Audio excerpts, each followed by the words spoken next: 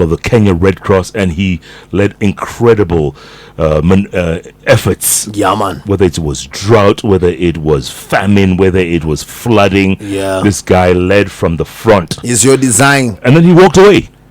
And, you know, in Kenya, nobody walks away. Si tulimpiga vita. Akasema nywele imekuwa nyeupe. Amekaa hapo sana. Lakini wengine wamekataa kuenda home. Akasema hatutataja majina. Hatutaji mtu watusemi ni rafiki yako mwingine. Shenzi.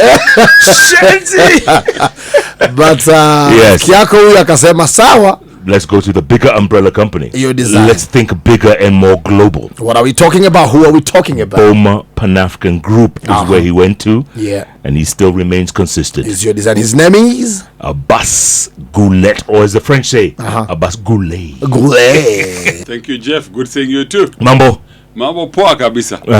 Yes. Siku mingi bana. Siku mingi, na tulisema lazima tuwape vijana space waendelee na mambo yao. Sisi wazee tukifika wakati lazima tuondoke, tukae kando. Na watu wengine waendelee na kazi. Ukisema hivyo mzee anasikia kama unamwattack sana.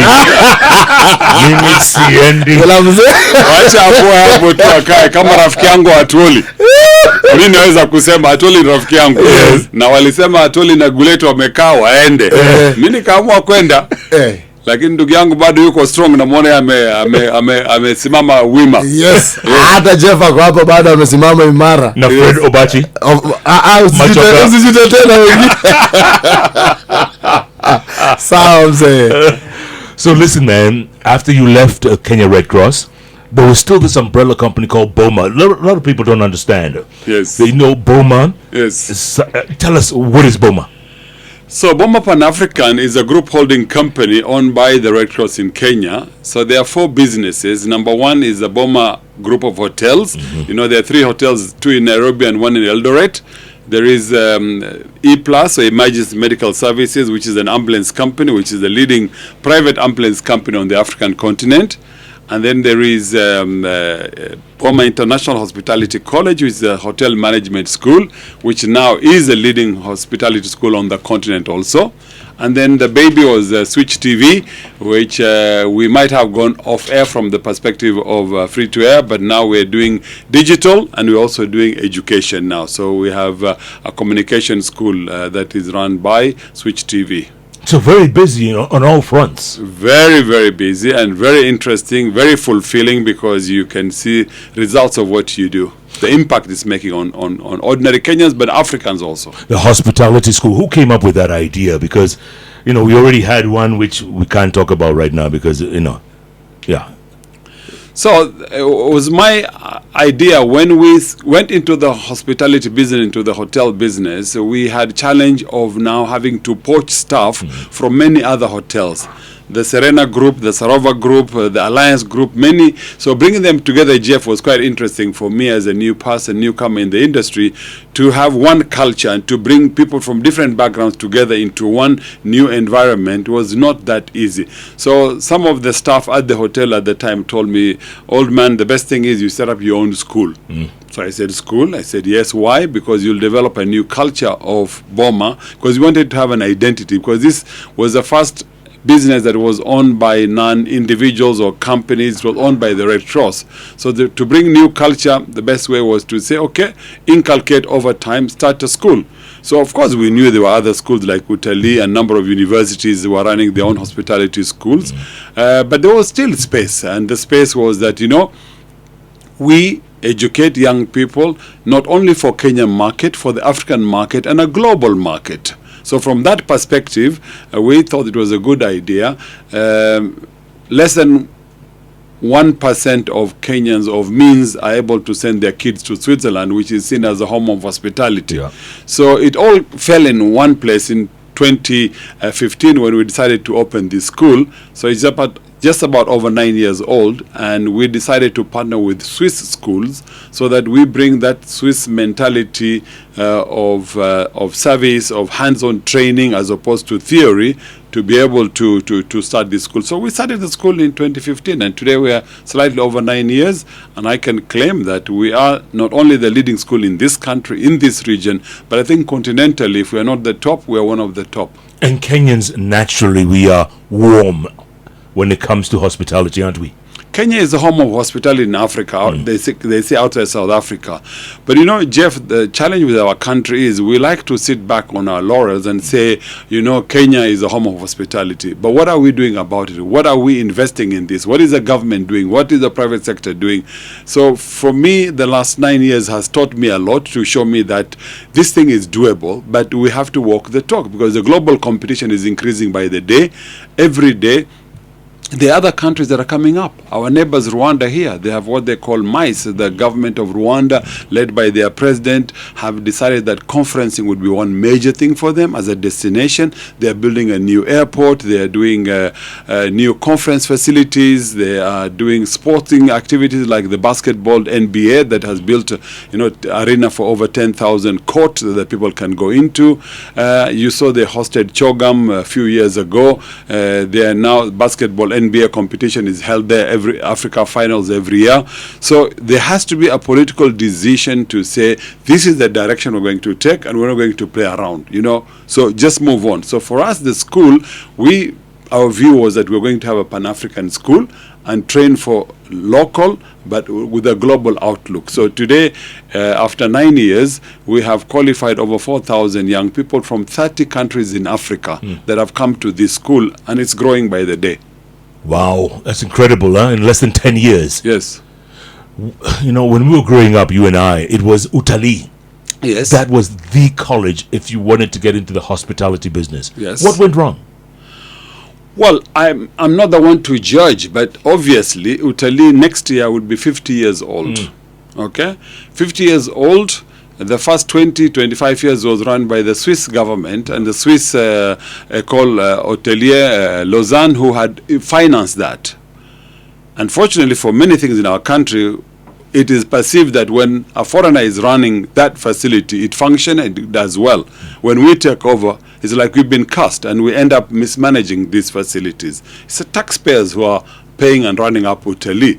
It's your money, my money, every Kenyan's money that goes into that. What went wrong you can only imagine. It was poor management. That's the fact of the matter. So we can't beat the bush about this. But in this case of ours, if you look at BIHC, 99.9% Kenyans are running it. There's only one foreigner. In a faculty of 80 people, we have only one foreigner, specifically, for a good reason. But it runs well. It's profitable. From year 2, it has been profitable, continues to be profitable. The numbers keep on growing. We now have close to 1,000 students in the school, those that are in school and those who are on attachment, because we believe in hands-on training on the Swiss philosophy of apprenticeship. So the kids come to do a diploma in hotel management or in culinary arts. So they're 2 terms in school, 1 term out, 2 terms in school, 1 term out. By the time they go out, and they already are very skilled, and in terms of equipment and training, we have the biggest facilities for equipment. For example, Utali, since inception, has 16 workstations where they teach the cooking, for example. I have 84 in less than 9 years, and the numbers are growing because the demand and supply is that more and more students want to do culinary arts today. I've stayed at the Boma in Eldoret. Yes. Fantastic facility, really, really amazing. I was wondering why is it that there aren't more? Well, it's got to do with investment. If we had more money, we would. I get requests every day to go to Tanzania, go to Rwanda, go to Zambia, go to Gambia. But it's an investment. We don't have the capital to inject into this, and taking loans in bank is the most difficult thing in this continent of Africa. I mean, for me, unfortunately, I say sometimes as Africans, we can never get out of the poverty that we're in because of bank charges, bank rates, interest rates, which are just killing any person to wanting to do business on this continent. Yeah. Even traveling and communication, lots of things. It's so sad that you'd find that when it is easy to fly within Europe, you can fly for $50 or $100. Here, to fly from Mombasa to Nairobi, you probably even pay $300, $400. Yes. So you just wonder, when will this space change? When it will be open up totally? And you can talk many things about airline and hospitality, but really things need to be different. So we could have expanded. Even the school now, we want to expand. There are many countries asking us to start branches in their countries, but it's a cost of investment. Yeah. Let me go you one better about travel. It's still cheaper to fly from Africa to Europe and then back to Africa than across Africa. Yeah, but you see, recently we as a school trained. The largest hotel on the African continent is called Skylight Hotel in Addis. It has 1,124 rooms. 1,000 rooms in 2 blocks and 124 at the airport in Bole.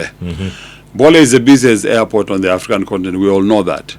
Now, so the hotel, we were asked to go and train. We competed for international tender, even as a small school as we are. So we competed for that tender, and we won the tender. They have 1,200 staff in that hotel.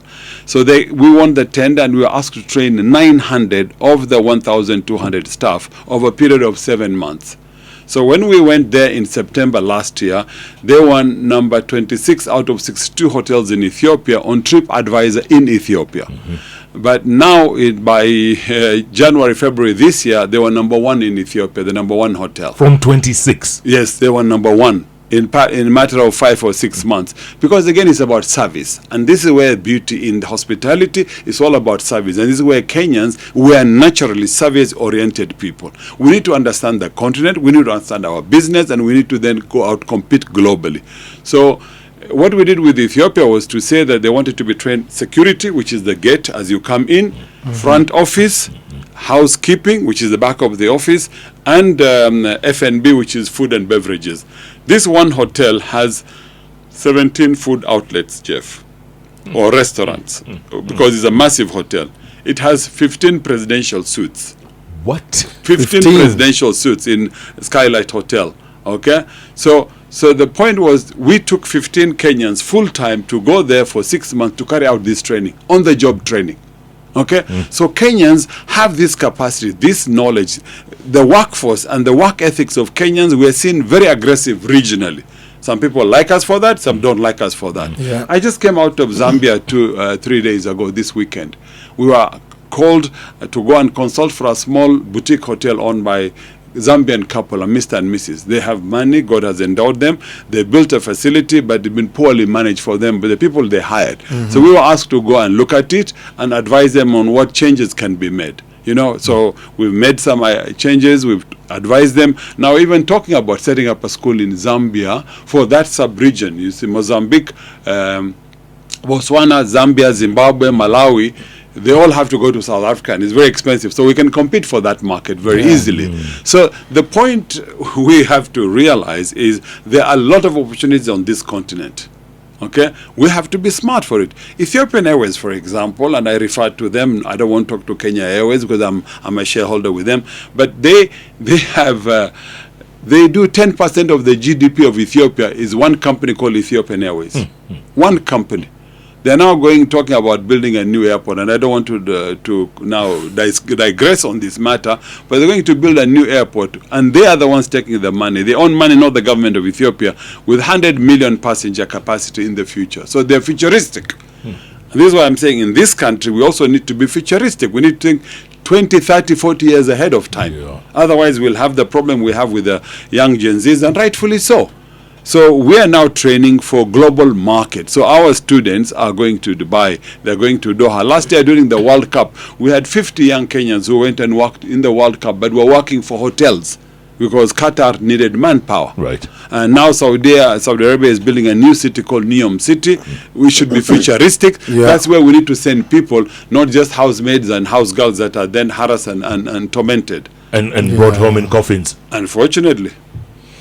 By the way, speaking of airports, Adani is building something here. We heard. I'm sorry. But You're a shareholder. You see, the idea was and I don't want to again digress on this one, but there was an idea in the previous parliament of putting Kenya Airports Authority and Kenya Airways together. That's what Ethiopia did 6 years ago. Correct. And one is profitable. Now they probably would have been able to take that. I would even go as a Kenyan, and I'm very pained to see what's going on. I would have said, Jeff, if Kenyans were asked, ordinary Kenyans, me and you, to own shares in that new venture, and we're all told to put money on the table. The billions that are stacked away abroad, if they were given amnesty to bring that money back and putting in the airport or doing the railway and doing whatever we want to do, this country, we have resources to do things ourselves. We just can't wait for outsiders to come and do it for us and cheat on us, daylight robbery. And steal from us. Yes.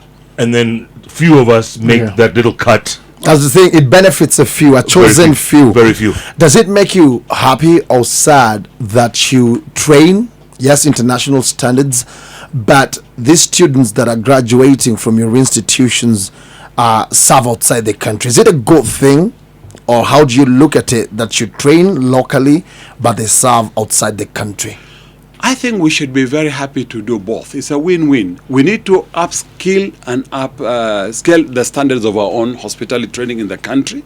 So when you go to hotels and restaurants and boutique hotels or big ones, we have qualified manpower at a global standards for our own use domestically.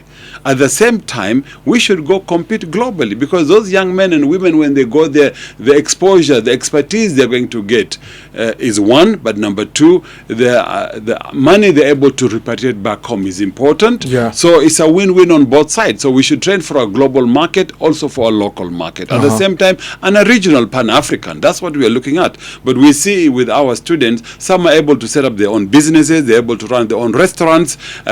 We're teaching coffee roasting. We're teaching how to work with coffee. You know, as when Mzee Kibaki, 2002, 2000, whatever, he was the president, we saw the middle class increasing and going up. Now the middle class has shrunk in this country. We need to bring it back. People are more affluent drinking coffee just as opposed to tea. And that coffee you need to have, it's an art. We need to understand the art of coffee. And that's why we have a coffee training, barista training. We do roasting, and people are enjoying that. So even to improve on the quality of the coffee that we have, not just for us to export raw materials to Europe. And this is the problem with Africa, where we're saying what we need to do is to have value addition to whatever we do in this country. You know, the tea market, tea auction is in Dubai. They don't grow any tea. There's tea auction in London. They don't understand what tea is all about. So when are Africans going to add value addition to their products? And yet in Kericho, they're burning down the tea plantations. And uprooting. So you see, then something isn't right.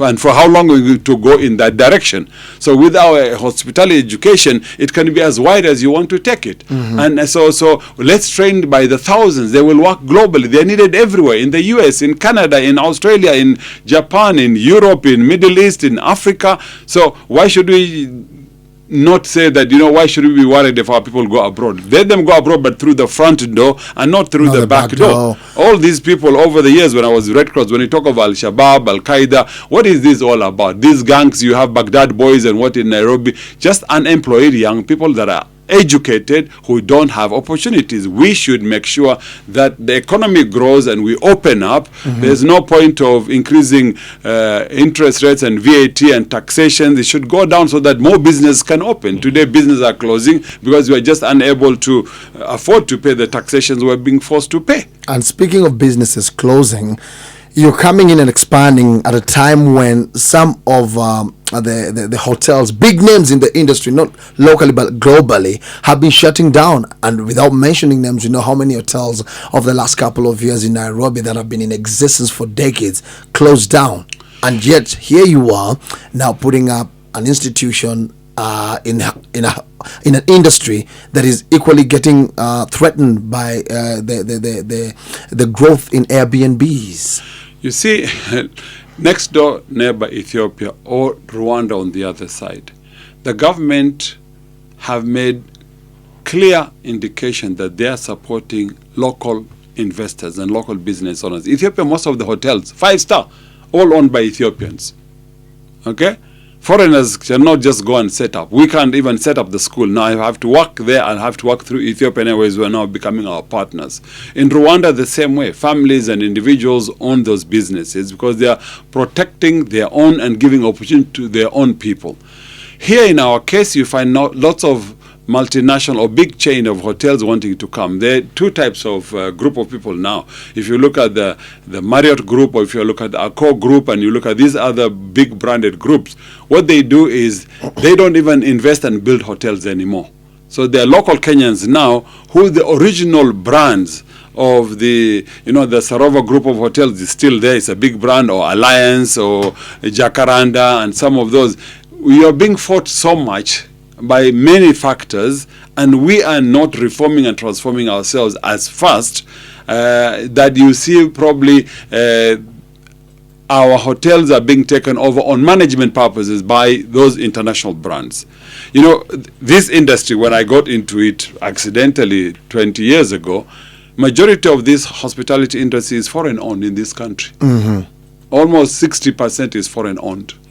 Okay, and the few that are locally owned, because of governance and management challenges, because we have not been very good in reforming and transforming ourselves, is being taken over by these other brands who are coming to take over, and you leverage on their big brand and their names, and they bring you a management team. Some hire our own, some don't hire. And even for our education, we have lagged behind. Yes, we claim we have Utali, there are a number of universities who are running hospitality schools, but at a global level, we're not competing because we have not upskilled and kept our standards going higher. If you saw the late Magoha and Matiang'i, when they were both ministers of education, the challenge they were having with our education system where they were saying those coming out of our colleges and institutions are unemployable. Lots of paper qualification, no skill set. Employers are not ready to employ our people because they didn't have the skills. So BIHC as a school is able to provide that answer now, because our students, they are more hands-on training, and we work under TVET as opposed to these theories. A lot of universities are producing degrees in hospitality management, but if you ask the guy, they have never been inside a hotel bedroom or in a kitchen or in a corners to understand the nitty-gritty of this business. So it's a hands-on training that we provide today, which I believe our education is far greater and better, but also we offer our students Swiss diploma and a Kenyan diploma, because we offer the same curriculum. What is offered in Switzerland is what is offered here. So the Swiss, the perception of people is that the Swiss are the best in hospitality, so the kids get employed very easily globally. Are you not scared of the competition that's coming from alternative sources of experiences like the Airbnbs? No, not at all. We are training for Airbnbs. So, I mean, there will always be that. That is a global competition. It's like Uber and taxis. So there'll be competition. I mean, in a free market, let the competition be. So you make sure you're ahead of the game. So in our education, our business education, so my education, even to manage that Airbnb, my students will need that knowledge to go and manage that Airbnb. Whoever the owner, I don't give a damn.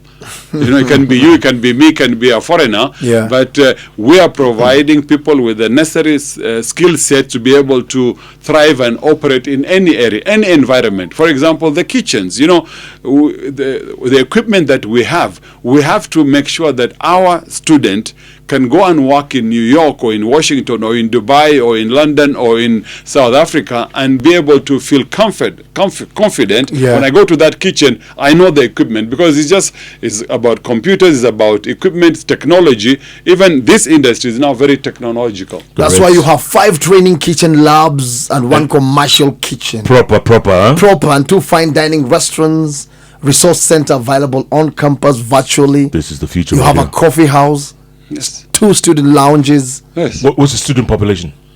Now we have about 1,000 students, both in school and outside school, Wow. who are doing internship. And then our kids go to the US, where they go on a J1 visa. After they do their diploma with us, they can go to the US or 1 year J1 visa, which is again for them to work in resorts. In 5-star restaurants, Michelin star restaurants, and 5-star hotels. Yeah. The same thing in Dubai, the same thing in Europe.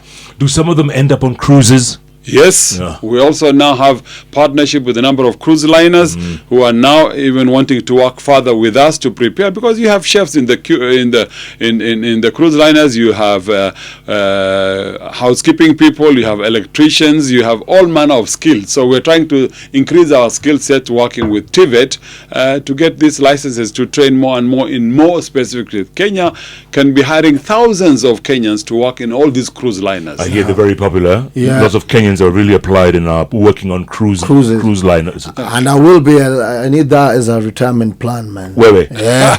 Uende kwa cruise? Niende kwa Unaenda cruise. sasa ukiwa bado uko kijana. Pia uzee, ujana ni moshi. Unatafuta mashosho huko. Ndio hiyo. Ndio hiyo.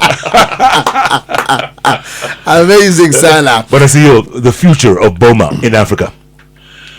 Well, the future, the sky is the limit, Jeff, because we get requests regularly, every now and then. Like I tell you now, there are 3 countries we are talking to. They've asked me to go there.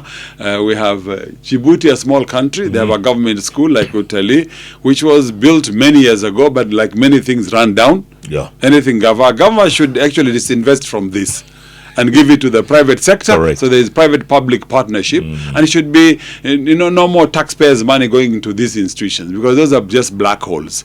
Yeah. We're talking to Cote d'Ivoire at the same time, in West Africa on the same. Now, like I said, I was in Zambia last week, and they are seriously considering their family to invest themselves, and we go and manage it for them, because it's all about management at the end of the day. So we are saying that for us, Nairobi and Kenya would be the hub, and then you have spoke around it. So Nigeria, for example, is a market where we get students from Nigeria, from Cameroon, from Gambia. So we believe in West Africa and Nigeria with 200 million, and Africa, 70% of the population is below 35 years of age. Yeah. So it's a young continent. So if we had a base in Nigeria, then we believe that the numbers would just be astronomical. For West Africa, and then Zambia for Southern Africa, and maybe Ethiopia for the Horn, and then Nairobi as a hub. That's incredible. Yes. Can we come work for you at some point? I think so, man. Imagine. Hey, kuna courses hapa. I worked in Cote d'Ivoire, by the way, yeah? As a journalist. As a journalist. Not yeah. a barrister. But the hotel industry was second to none back then. And then, like you said, boom, went down. Everything went down. Yeah. Yes. Hakuna sustainability, systematic sustainability, I think, is the challenge. If there is a quality in what you do, like this school, for us it's a quality school, and we can see from day one there's profitability. Watu wakikuamini, watu wakijua mnafanya kitu ya kisawa, mnafanya kazi mzuri. Africans and Kenyans are not fool. They understand where quality is, and they go to where quality is, even if it is quite expensive. Correct. Na intakes zinaendeleaga January, May, September. Correct. There's 3 a year, huh? Yeah. Yes, 3 times a year. Wow. And then Swiss dual diploma in culinary arts. You remember that? Culinary arts. Yeah, and then international hospitality management, baking, and patisserie. Patisserie. Yeah, events management. Yes. Culinary operations, hospitality operations, baking operation, barista skills, and then short courses in cookery, art of mixology and baking. That's another thing that's quite popular, mixology. So mixology and the whole issue of sommelier, is something that is, again, at a global level. And there are very few qualified people outside South Africa in Africa. So kwa shule si tuko na jamaa yako na level 3 training, which is of course done by UK, and now he's just going to start to do level 4 training, so he'll become trainer of trainers. And we don't have in Kenya, I think we have 2 or 3 people, literally 2 or 3, yes, in the whole country. Now hiyo is very good. Hiyo ni very good vile inasemekana, but we need to expand this space, because those who are enjoying their drinks and what have you, it's an art, it's a training. You need to do that. So for me, what has been very interesting is that we have worked under TVET, and TVET has worked very hard to promote skills. Unasikia barabara inajengwa, China analeta prisoners from China. We don't have builders, enough artisans, enough carpenters, enough plumbers, enough electricians. This is where the skill sets are required to build a nation.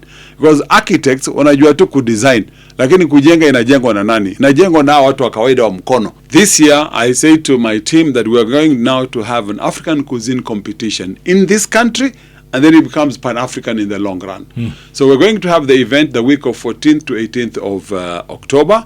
It will be 2 stages. Stage 1 is for schools, and there are 14 schools in Kenya that have agreed to participate.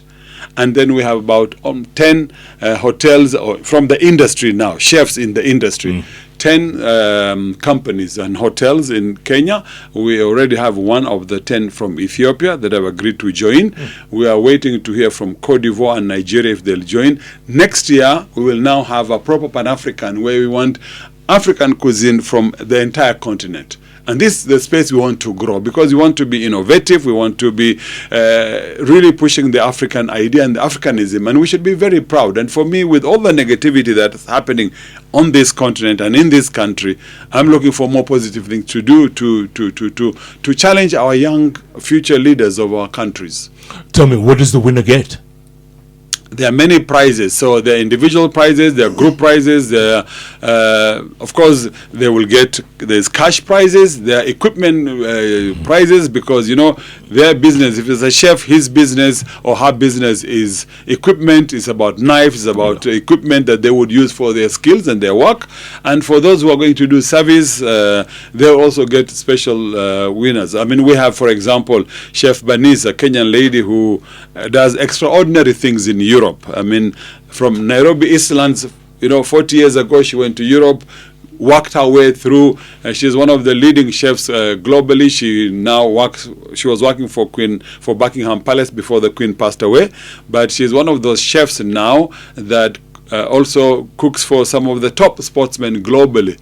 When we talk about young men, soccer in Arsenal, she was in Tottenham, where she was the chef at Tottenham Football Club. Wow. Now she's with Arsenal. Recently, she's moved on to Madrid, Real Madrid, where she's also cooking for the top players globally. So she should be one of the judges, for example. So we have judges coming from outside, from Switzerland, from Mauritius, from UK, from other parts of Africa, to be the judges, so that we also have quality in the judging of this competition. So nice. Prizes are good. There'll be cash and there'll be non-cash prizes. Yeah. Ambia watu wenu wa Ingo ho wakuje waoneshe ujuzi, wajibambe, waoneshe ujuzi wa kienyeji na pia hizenyu waru na njahe na makovish. We want infusion of the same, whether it's modokoi, whether it's irio, whether it's githeri, whether it's chapati or rice. Tunataka infusion. Hata hiyo ngoko kuja na hiyo kuku tutaifanyia kazi. Yote ni African cuisine. Yes. Appreciate. Fantastic. Abbas Gullet, you are just full of it. I don't know where you get your energy from, by the way. Sijui ni nini. Tuambie secret. Kulala mapema. Siri ni nini? Siri ni kwa kujiamini mwanzo, na siri pia ni kuamini kwa to have that belief that it is doable. It is doable. This country, the potentials are just enormous, and having always lived abroad, coming back home and seeing what is potentially possible in this country is amazing. But it saddens when we see how much waste we also go through vis-a-vis the potentials. Nice. Which is such a waste. Kwa hivyo ni uongozi ndo tunatafuta. Hapo umeongea kama watu 10. Abbas Gullet, CEO Boma Africa, thank you so much for your time.